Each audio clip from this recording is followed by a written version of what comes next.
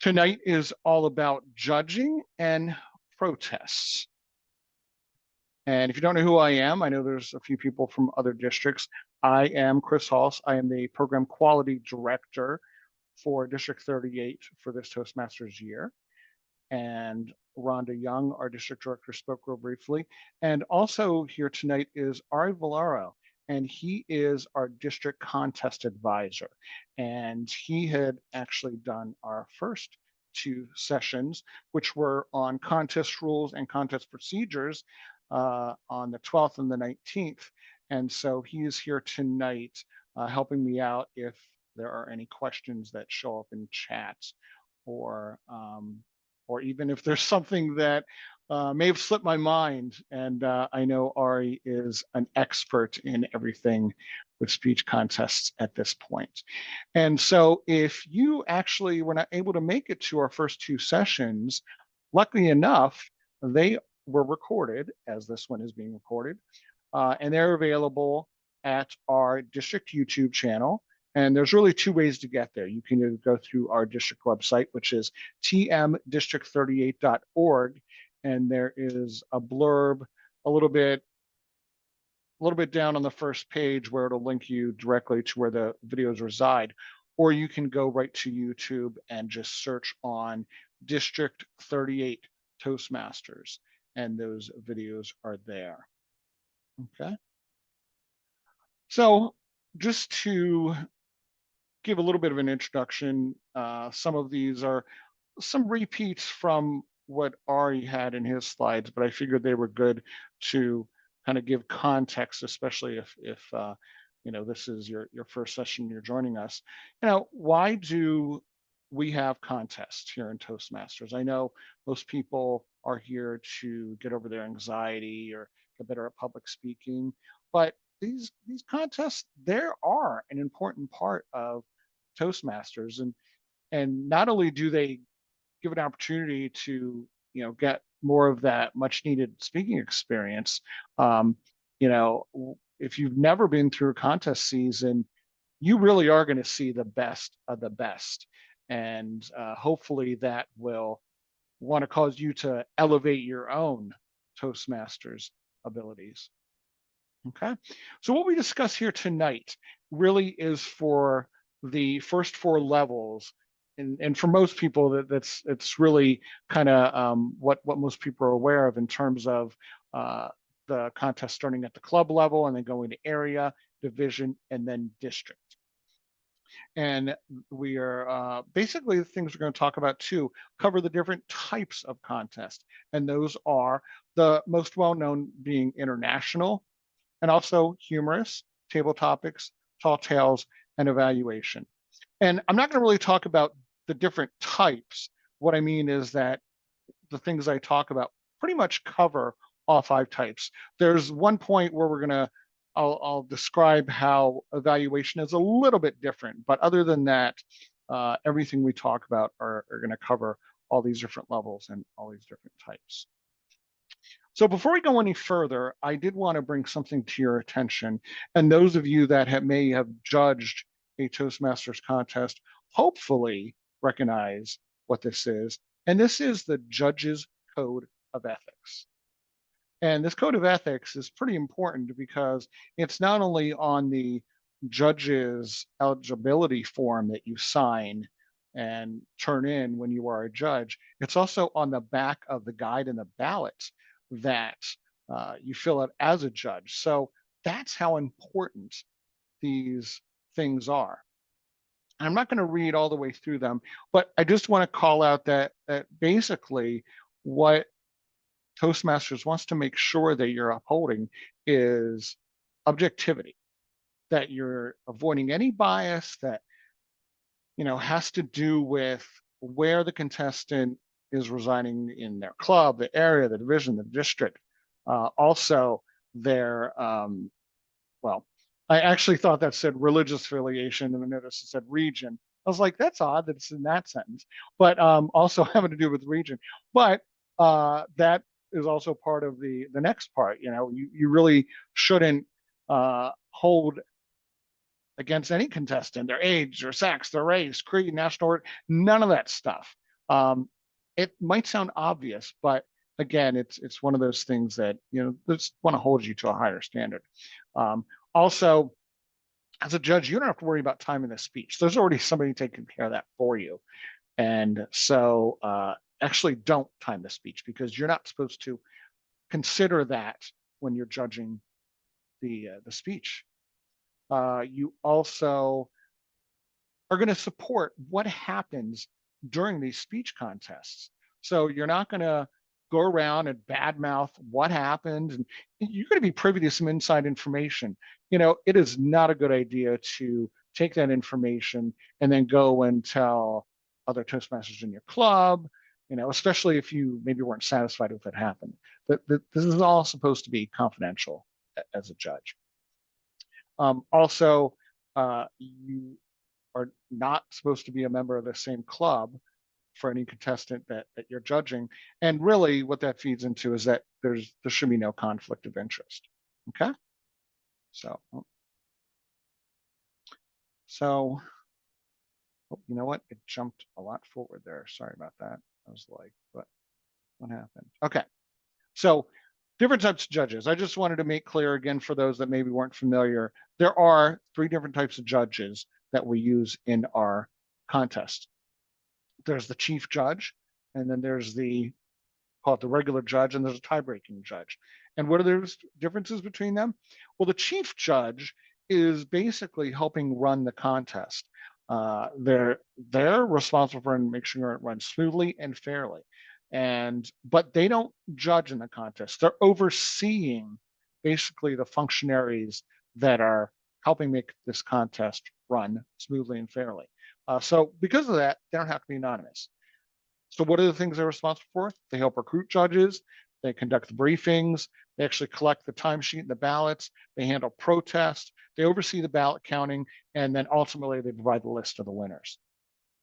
The judges, they utilize the criterion and award points, which end up resulting in ranking the top 3 speakers in order of who has given the best speech at that contest on that day. It's important to realize that too. Who was given the best speech at that contest on that day. We're going to talk about some potential biases that, unfortunately, hopefully you don't ever use those biases, but that is part of what being a judge is, that you were judging the contestants at that particular contest on that particular day. And you may already know this, but a reminder, you as a judge are to remain anonymous, except for the chief judge and the ballot counter. And lots of reasons for that. But biggest one is to remain impartial. And every contest has a tie-breaking judge. They're doing the same thing as the regular judges. However, they end up ranking all the contestants because if there is a tie, there has to be a way to break them. And again, they're also anonymous to the chief judge or the ballot counter. Okay. So just like contestants have eligibility to be in that role, judges do as well. And all 3, chief judge, voting judge, and tie-breaking judge, all have to meet these criteria here. They have to be a paid member. For the club contest, it can be basically a newer member. There's not really a time requirement, but at the area, division, and district levels, you have to be a paid member for a minimum of 6 months. And then in terms of education levels, talking about Toastmasters, you have either had to have completed a minimum of the first 6 projects in the Competent Communication Manual, or you have to, and I know probably a lot of us, that doesn't even apply anymore because that was quite a few years ago. So basically, you have to have completed levels 1 and level 2 in any path in pathways. Okay. So, and I stole this exact slide. I don't even think I changed it from Ari's presentation. And I just wanted to call out that depending on the level of the contest, dictates basically how many judges you're going to need.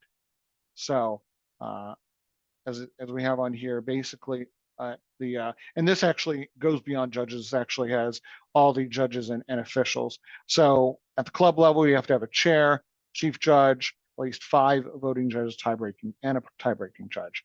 At area, you have to have an equal number of judges from each club, or a minimum of 5. At division, you have to have an equal number of judges from each area, or a minimum of 7. And then you also really have to stick to this rule where these judges cannot be from the club where one of the contestants is from, which I know that gets a little kind of complicated in who you're having volunteer for your contest, but that is an important rule that you need to abide by. And trust me, I know I've personally had to go through that. There was a contest several years ago that I was running where I basically got all my judges lined up, and then what I realized was that some of the judges were from some of the clubs where the contestants were, and I had to go back and basically start from scratch. So knowing this rule, hopefully you won't have to course correct right in the middle there. You can go into it and pull from places that you're not going to have that sort of conflict. And then at the district level, which will ultimately be my responsibility and Ari's responsibility, we want an equal number of judges from each division, and same rules apply to that. And then we end up having 2 ballot counters and 2 timers. Okay. There's a question by Joyce.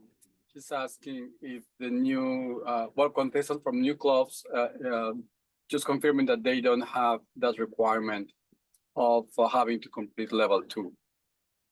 That's for contestants. If it's a new chartered club, you mean? Yeah, from the last year. Yep. Yeah, they're exempt from that rule. Yes. So yeah, good call out. I didn't mention that here, but yes, if it's a newly chartered club, they are exempt from that rule. Okay, so before we talked about the regular judges, I just wanted to touch upon what the chief judge is responsible for in a little more detail, so that even if you're not planning on being the chief judge, so you're aware. I'm all about transparency, so that you know who's responsible for what. And so first and foremost, they help recruit the judges. And one thing I had said at the first session, I just wanted to call out again, because when I was putting this together, I saw it called out and I was like, you know what, I'm just going to mention it again, because it is an important concept. Is a scenario you want to avoid is that, I guess a lot of times there's this sense of like, oh, okay, well, I'm holding a contest and you're going to be my judge. So, you scratch my back, I'll scratch yours, sort of thing. And it becomes like a tit for tat sort of arrangement. But, really, there is a danger in doing that, because what happens if you basically have the same pool of people judging, all these contests, is those judges end up awarding the same types of speeches to go to the next level. So really, what you want to do is you want to ensure that you have a diverse slate of judges, because it's going to it's more fair and equitable, and it's really going to provide the types of speeches out there a greater variety and interest. Okay. And then as chief judge, you're responsible for conducting the briefings. There's lots of things to go over, but two of the things I called out is, you want to go over that judging form, and we're going to take a look at that here in a few minutes. And also, again, review that code of ethics that I just went through, to remind people that, there are certain things that they need to hold to a higher standard. The chief judge is actually the one who collects the timesheets and ballots. If it's a virtual contest, the chief judge and the ballot counters go into a breakout room. If it's an in-person contest, they actually physically collect those ballots and then take them, and they go into a physically separate room from where the contest is being held. The chief judge also is the one who oversees the protest. And like I was saying at the very beginning, if you're logged on already. We're going to go into a lot of detail with that in basically the second half of this presentation. So more about protest in a few moments. And I'm going to talk a few moments about ballot counting. And, really there's a few things you just want to stay true to as if you're a chief judge or you're a ballot counter, or just I want to make you aware that this is what's supposed to be happening. Everyone who's in that room counting the ballots should be independently adding everything up. It's not like one person does it and everybody says, yeah, I agree. Yeah, you probably know basic math. I trust you. No, that because people make mistakes. There are separate people in there. Everybody should be doing their own work. Think of it like a test or a quiz, you know. But the cool thing is you get to compare answers at the very end of it to make sure you're on the same page. Because something as important of a contest, you want to make sure that everybody knows how to do math the right way.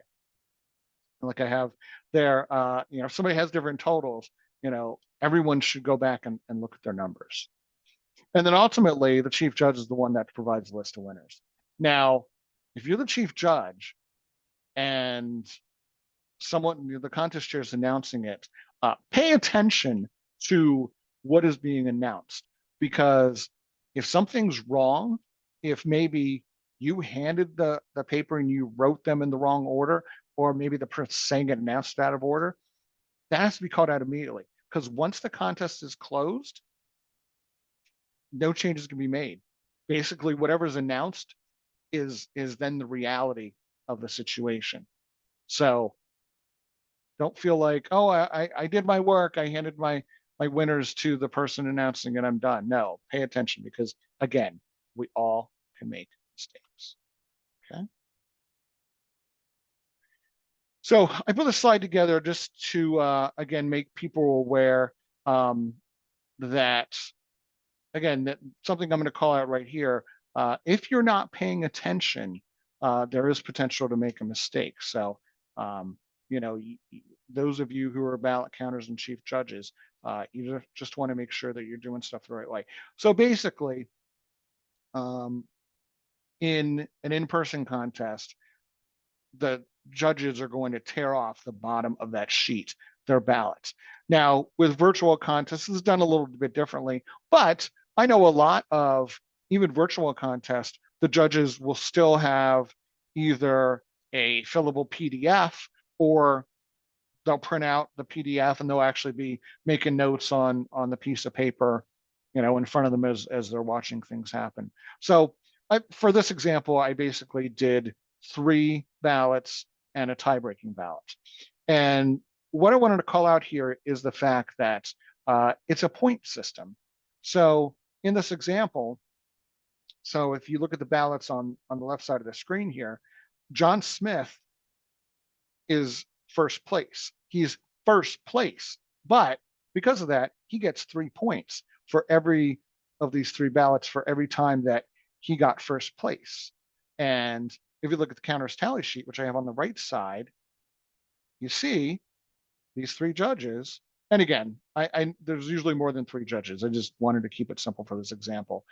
Get 3 points.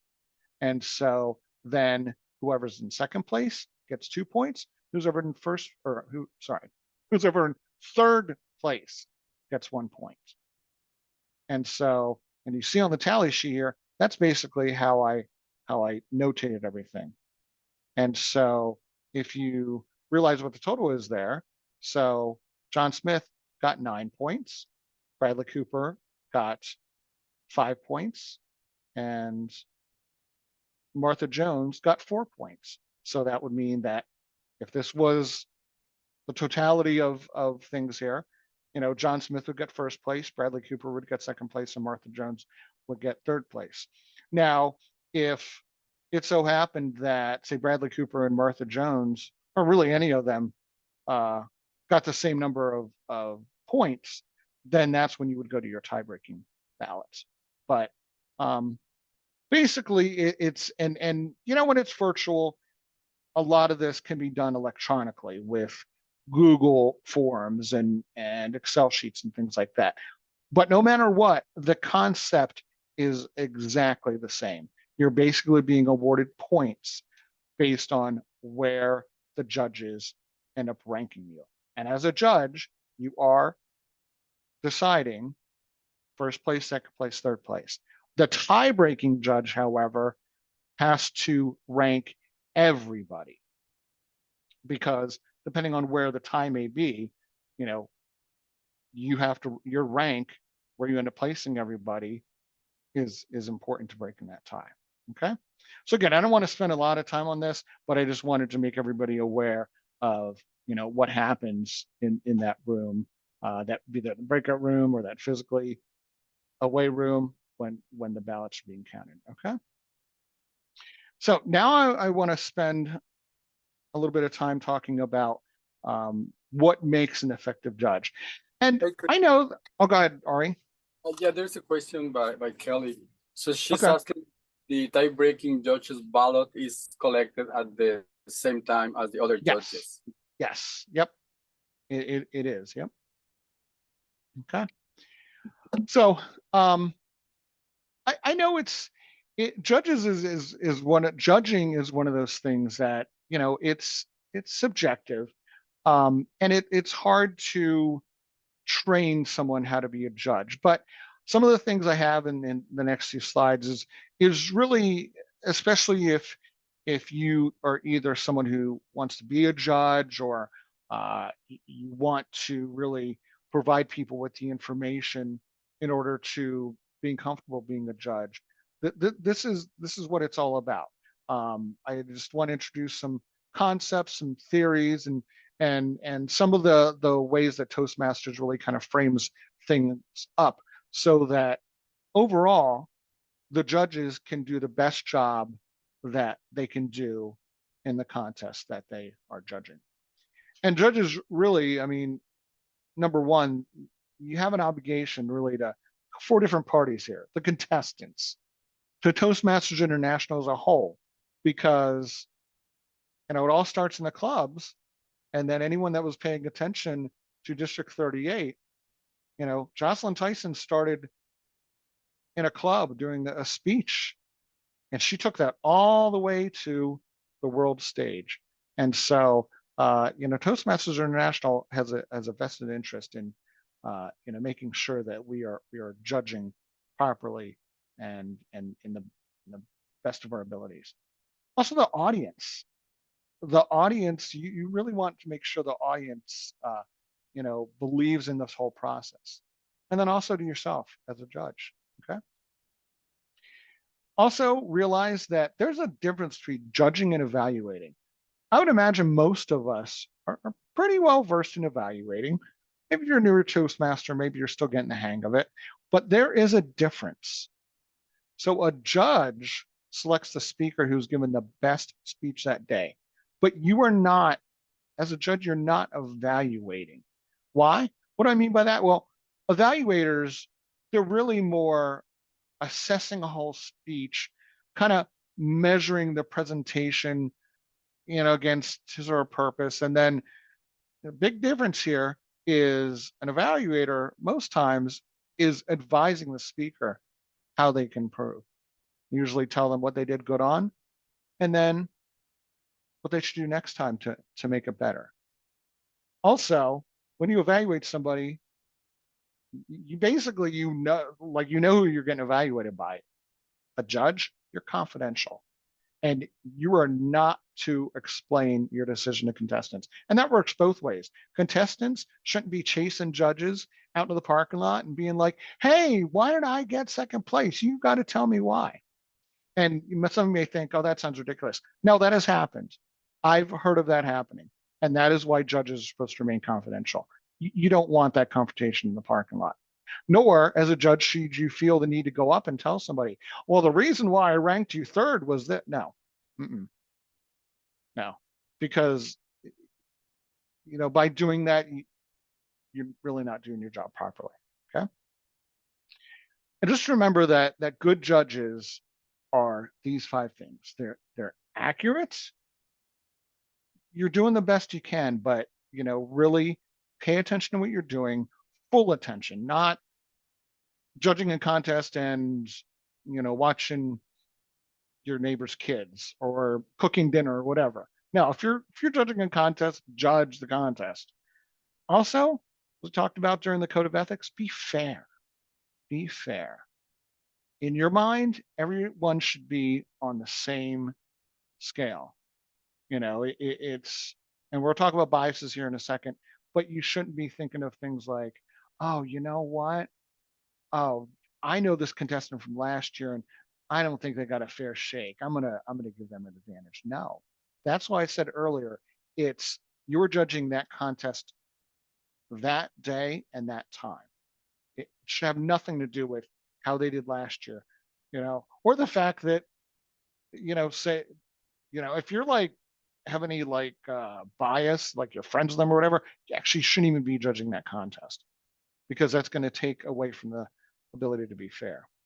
You should be trustworthy. You should be knowledgeable.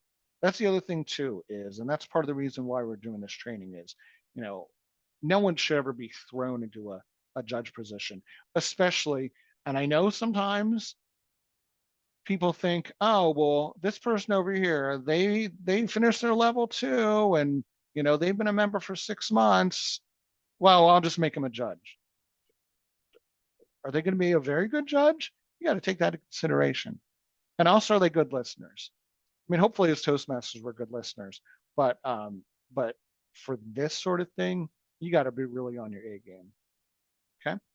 Okay. So here are some barriers to being objective. So when I was talking about biases and whatnot, these are things that could potentially lead you to make not as good of a decision as if you realize that um, sometimes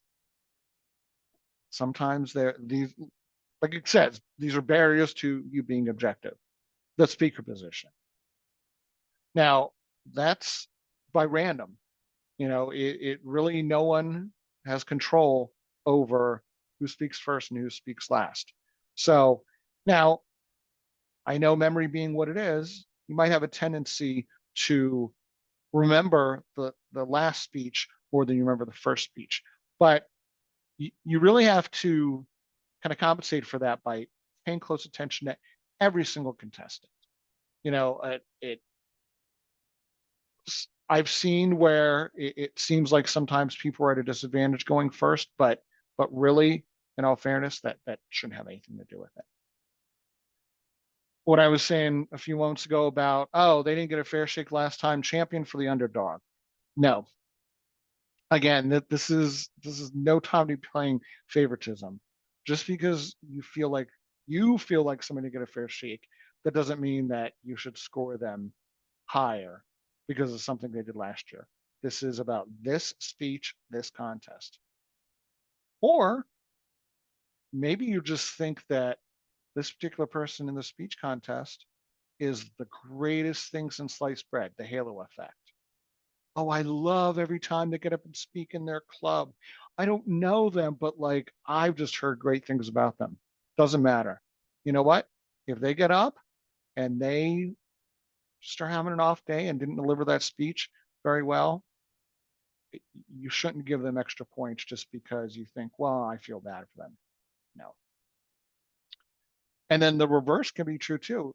If you don't like somebody or have heard bad things about them, this shouldn't reflect when you're judging or when someone's judging them in a speech contest.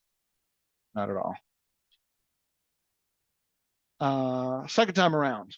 And again, that kind of goes back to some of the other stuff we were talking about. Um, make sure that you are laser focused on what they're doing today. And also, it shouldn't have anything to do with this not the norm. Um, you shouldn't feel like, oh, if I agree with them or I don't, or none of that should have anything to do with how you score them. And again, that also leads into 7, prejudice and personal preferences. Um, you want to do this from an objective point of view. And again, the last sentence there says it's almost impossible for anyone to totally be objective, but That's also why there are several judges. It's not just up to you. It is it is several people across the board making these decisions. Okay. So another thing I want to bring up is some misconceptions because, like with anything, and I know sometimes this happens to Toastmasters, you hear things. Oh, I heard that you had to do such and such to get your DTM, or oh, I heard in this club and that's really how rumors and gossip get started. So, and that happens in speech contests too. So one thing I saw in some training material was that uh, some of the things I brought up here. So a lot of people somehow believe that uh, the contests or the speeches that win, they have to be serious or they have to be motivational or they have to be inspirational. And I'm sure there's a lot of people who might coach contestants who say, oh yeah, you got to do one of these things because that tugs at the heartstrings of the audience. That may be true, but it's not a rule. I mean, a winning speech can be funny. A winning speech can be sad. I mean, there's so many factors that go into it, which we'll talk about here in a moment. But this is not as much as people might think it's part of the rule book. It's not. Really, what the contest rule state is that the speech has to be substantially original. Okay, and then same thing with props and visuals. It shouldn't be held against them or give extra points because of that. Okay. So here's what the ballot looks like. And this is, I use the International Speech Contest for this. So there's two sections to it. The top section is where people basically do their judging. And that part is called the guide. And then the bottom part is the ballot. And just so you're aware, especially if you're a judge, a ballot is only considered complete when there are names for first, second, and third place. And it's signed by the judge, and also next to it, you're supposed to write your name. And technically, as I have here, if any part of that portion is not complete, so say somebody only puts a first and second or doesn't sign it, technically the chief judge can discard it and not include it. And then it's like, well, what are you doing judging this contest if you're not going to fill it out completely? So just make sure that everything is filled out on that ballot. Okay.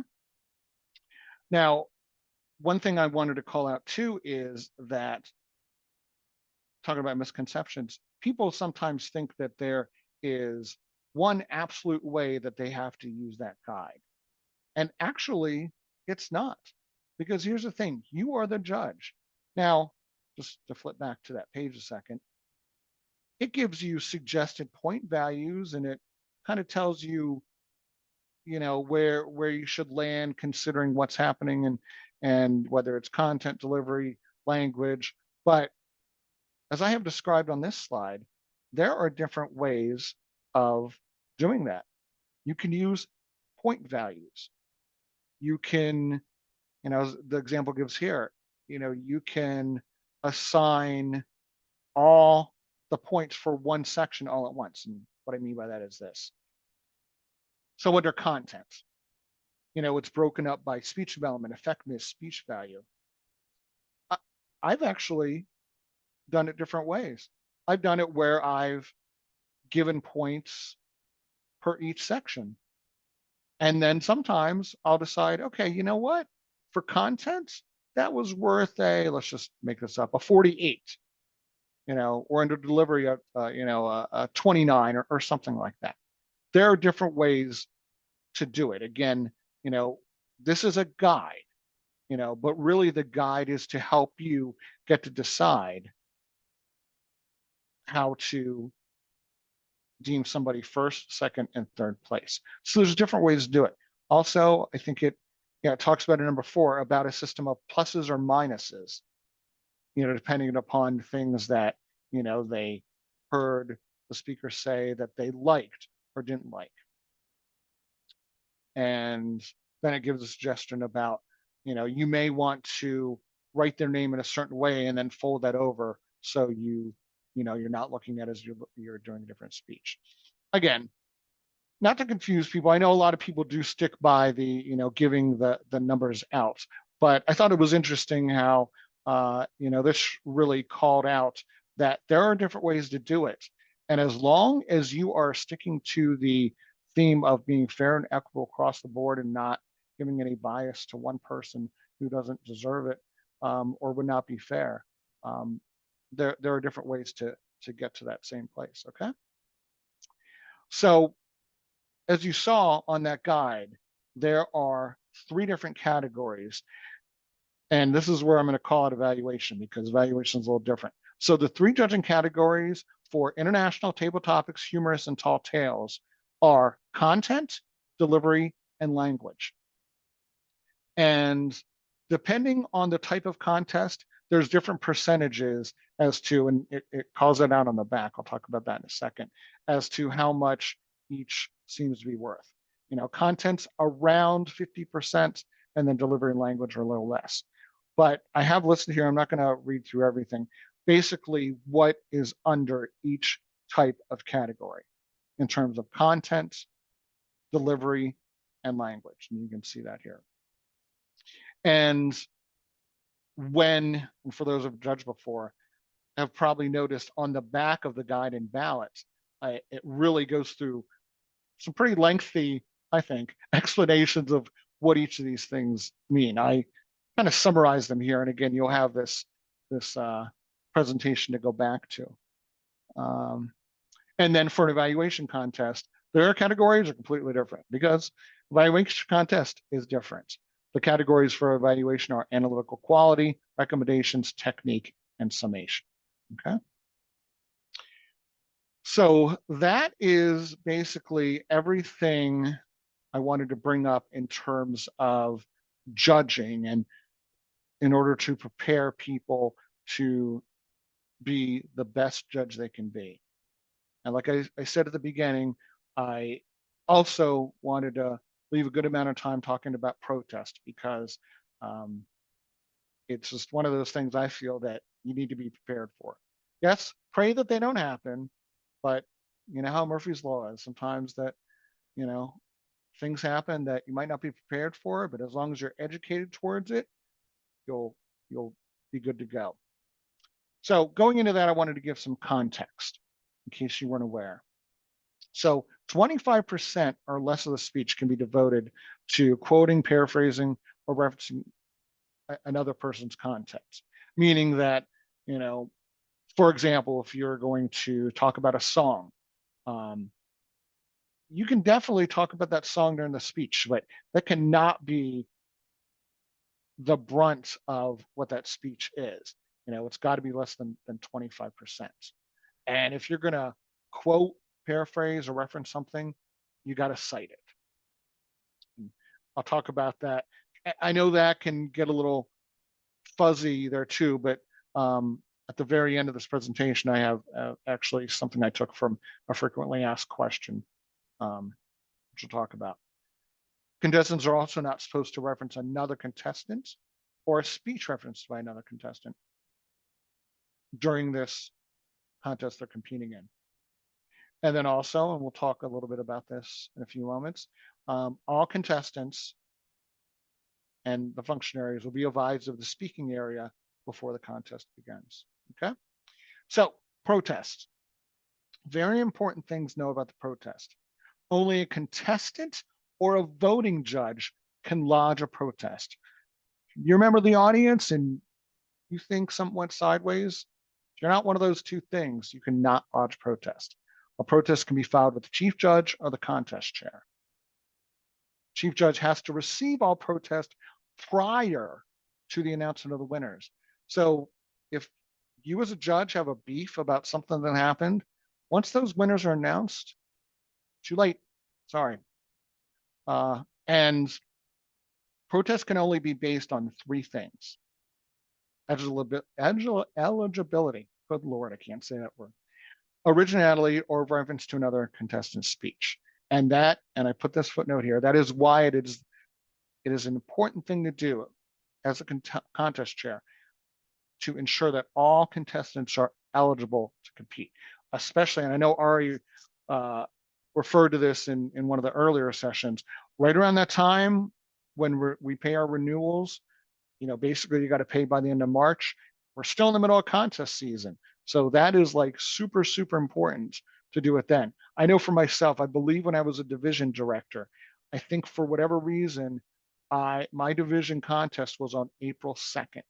So yeah, it was like, oh man, I mean, something you got to do anyway. But it was even more important then because there were people that potentially were not going to be able to compete because they were no longer eligible. Okay.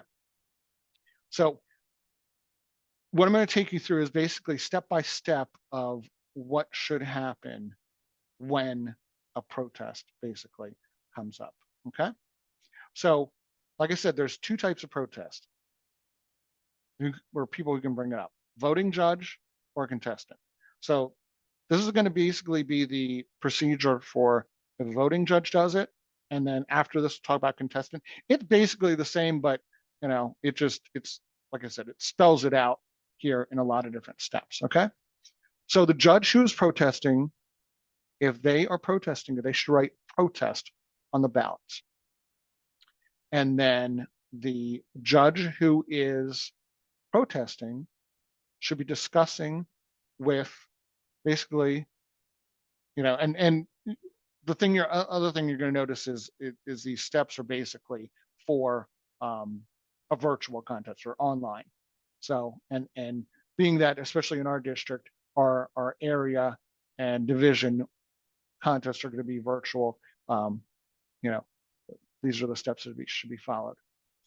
So the person protesting should discuss the reason why they are protesting. And if you're a judge and you're protesting, you should be familiar with I mean, all of us should be familiar with the rule book. But if you're going so far as to protest it, you should be aware of what the rule book says, especially, and for a lot of reason, I've seen this happen, is the 25% rule. Okay. And after this discussion, if the judge determines they want to proceed with the protest, you should go ahead to the next step. So at that point, all the voting judges, not the tiebreaker, but all the voting judges need to go into a breakout room. And then the ballot counters need to be moved to a different breakout room. And then basically they need to stay there until this process is able to be followed. And if there's any difficulty contacting judges, basically the people running the contest, so the contest chair, Zoom master, editor, they can get a hold of those judges and basically alert them as to they need to be put in this breakout room.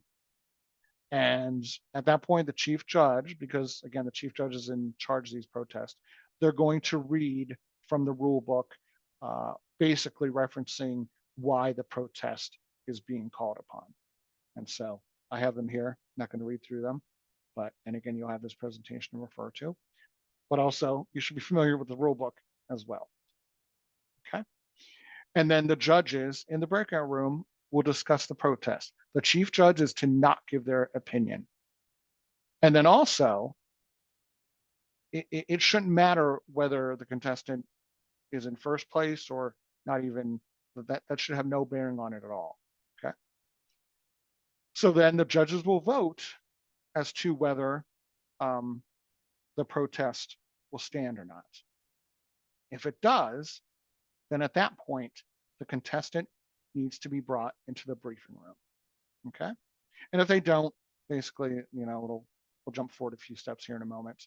But then at that point, the contestant gets to, I guess you could say, defend, what the infraction is. And that basically the chief judge is the one that runs it. Chief judge will explain the reason for the protest, and then the contestant will respond to the questions.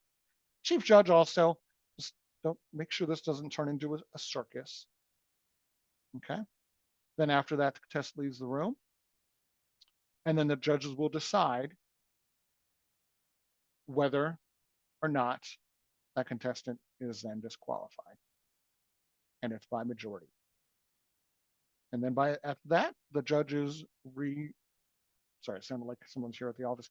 The judges return to the contest room, and and then the ballot counting continues if it wasn't done with, and then the contest chair needs to be made aware of the judge's decision, and as well as the contestant, and that has to happen before the announcement of the winners. And most importantly, that's why I have it bold in red, you cannot announce the disqualification at the end of the contest. Just like you would, and those that are familiar with the announcement of the winners, just like you don't announce if like somebody went over or under on time. You can, in that example, you say there was no time disqualifications, or there was a time disqualification. Here, you don't say anything about it. Yeah, and then that's pretty much the rest that goes along with that. Like it said, the contest chair notifies contestant decision before the announcement of winners, and then it's basically the same thing. If a contestant brings it up, I have here where I copied it from. You move the ballot counters in a private room, ask them not to leave, same as before. You call the contestant into basically a breakout room to talk to the chief judge, and then it basically goes through very similar to the process that you just saw. And so after the conversation, the contestant will decide who's bringing up the protest, if they still want to lodge a protest. And then if they do, the protesting contestant returns to the contest room, and then basically goes through the same thing. The judges decide whether they're going to go forward with it. If they do, the contestant that is having the protest brought up against them gets to defend themselves as it gets to that point, and then a decision is made. Okay. So two things that I just wanted to bring up in case that people are wondering about them. Public domain. Most of us may know what public domain is, but I just wanted to bring it up here. And what it says is basically in the United States, something is in the public domain when the copyright expires. And it says here, many jokes, stories, or anecdotes have been around a long time. They're known by a lot of people. They are in the public domain, and maybe their sources can't be cited. But it says, however, if a contestant relates one of these stories, jokes, or anecdotes, even though the exact source is not known, the speaker must still acknowledge that it comes from another source. Basically, that it is not their original idea. Okay. And then the other thing I wanted to call out too is one of the questions was, that they'll speak from the same area designated by the contest chair. If a contestant steps out of the designated speaking area, is he or she disqualified for this rule violation? And the answer is no. Judges cannot disqualify the contestant for this rule violation. Because remember, contestants can only be disqualified for eligibility, originality, and timing. However, judges may take this rule violation in consideration and award lower marks for that contestant, because when you read the back of the guide, one of the things talks about basically, and I forget the exact classification of it, but it's basically how they use the stage, movement and that sort of thing. Okay. So, oh, good. See, I didn't go over on time. I was very afraid I was gonna get not even done and it'd be 8 o'clock, but yeah. So I'm sure there's probably some questions, but just before we even take any questions, if there's anything you think of after the fact, or if you're watching the recording and you're not even here live, and you have any questions about anything that was discussed tonight, about the first two sessions, anything having to do with the contest, there's Ari's official Toastmasters email and my official Toastmasters email. So with that, looks like we have 6 minutes left.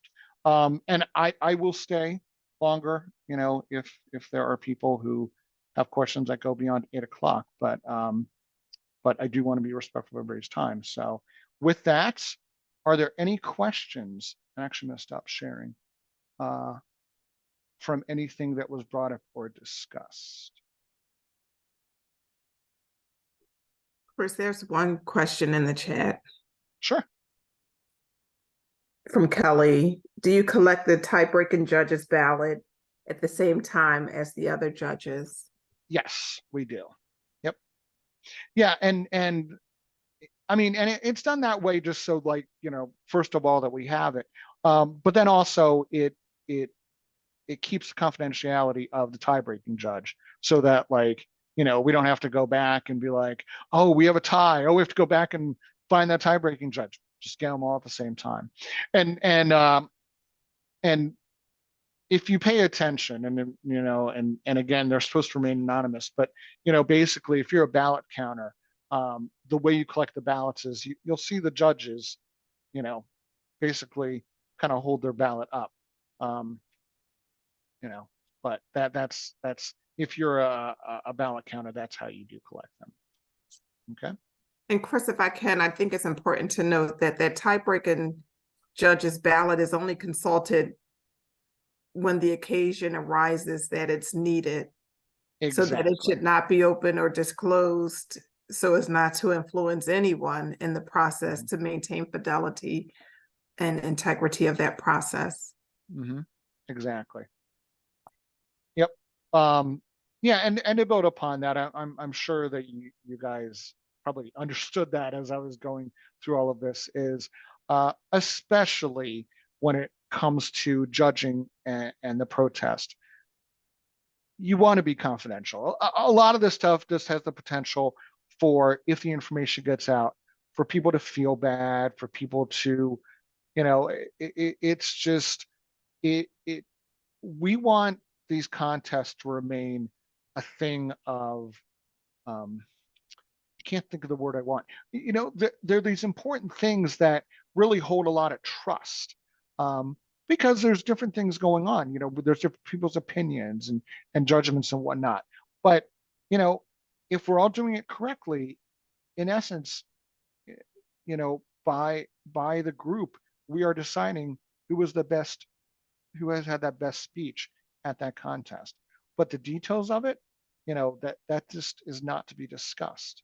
And if it's a contestant that, they maybe they need some work on their speeches in general, they're going to get feedback during their regular club meetings, but hopefully we're getting the best of the best, and hopefully we see some really good contestants in our speech contest, and especially this contest here. And it looks like, Sue, you have a question. Yeah, just didn't know if anybody had any ideas. Of course, when people put their ballot straight up, everybody knows who the judges are. And it's sort of like the wink, wink, nod, nod. But especially at our district our district one, where we're doing hybrid. Our deck has decided everything is hybrid, but that's a different story. But other than giving every single person in the room a ballot and then marking, and then having only those people who are judges mark their ballots, we're just trying to come up with possible ideas to keep the judges secrets. We're open. Felicia, my program quality director, we're just sort of thinking of ideas right now. Well, I mean, so one thing I noticed at the world stage, it was I guess it was the semifinals. I think technically it was the regional semifinals. They sat on the ends, but they weren't maybe like every end chair. So if you really paid attention, you could realize who it is. But honestly, I mean, hopefully, and I mean, me included, I tried to, like, not pay attention to that. I didn't really want to know who the judges were. Do you know what I mean? I just, I didn't want that sort of knowledge, because, if I happened to get into a conversation with somebody that I knew, I just, I didn't want it to, I don't know, be on my mind that, oh, this person is a judge, or the reason they're saying this is because they were a judge. I don't know, that's how I am. So why I say that is, maybe by seating them a certain way, that's not super obvious, but at least to like the people who need to know, instead of them going like this, they could just go over and it could be a much more subtle gesture. And how you do that may depend on the room layout or whatever it is. And, you know, and I mean, I was Googling a bunch of stuff as I was putting this together. That was something I did not come across, but I'm sure it's out there. You know, Toastmasters does not dictate that, oh, you have to have judges seated a certain way. But I'm sure that I'm sure that with 120 districts or how many ever there is in the world, somebody has probably figured out like, oh, this is the best way to do it. So food for thought. And Sue, the anonymity of the judges is to the extent possible. In reality, as Chris mentioned, even at the semifinals and finals, you get to know who the judges are because the ballot counters have to collect. Mm-hmm. So do your best and try to pick judges who will be fair, impartial, and maintain integrity. And the one thing I will say is, as much as there are some people who were like, oh, I got to find out who the judges are, I'd say most people aren't paying attention to that. And maybe the contestants are nervous or thinking about, you know, whatever's going to happen next, you know. So I know sometimes when we're putting stuff together, we think, oh, everybody's paying attention to that. No, there are some people. And like Rhonda said, you just do it to the best of your ability. Okay. Well, we are at 8:01. So like I keep saying, I want to be respectful of everybody's time. So I'm going to actually end, if my mouse will work, end of the recording here.